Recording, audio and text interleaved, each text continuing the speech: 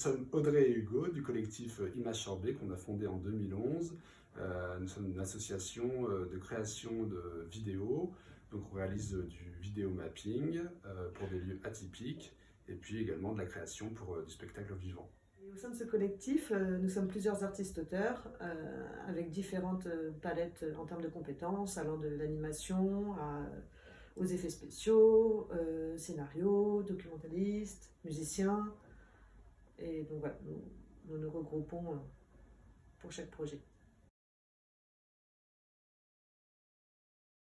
En s'appuyant sur la demande initiale donc, de Marguerite de Mézrac et de l'association du Château de Canon, qui était de proposer un parcours artistique au sein des jardins du Château de Canon.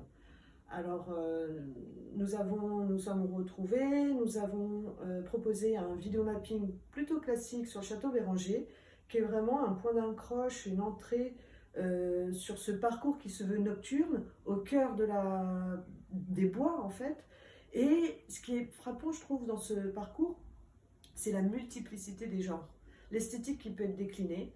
Et vu que nous aimons particulièrement proposer des œuvres originales, atypiques, jouant avec le trompe-l'œil, et donc de créer la surprise, évidemment, les jardins nous offraient en fait la possibilité de s'exprimer sur cette originalité. Donc, le vidéo mapping, après, ça sera une installation vidéo sur la roseraie, avec des tuiles parce que c'est des enclos, on est à l'intérieur et en même temps c'est ouvert, c'est très vertical.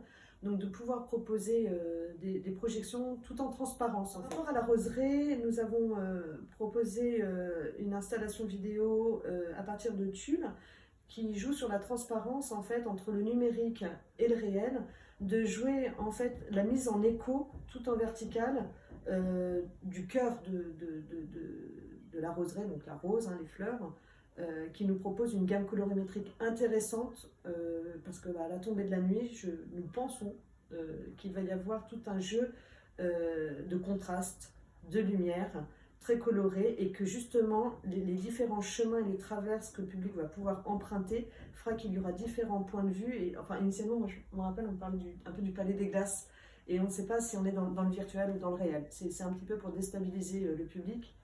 Et de manière générale, bah ouais, c'est quand même depuis 2011, nous mettons vraiment un point d'honneur à proposer à chaque fois, pas seulement une création originale en termes de contenu, mais sur le support également.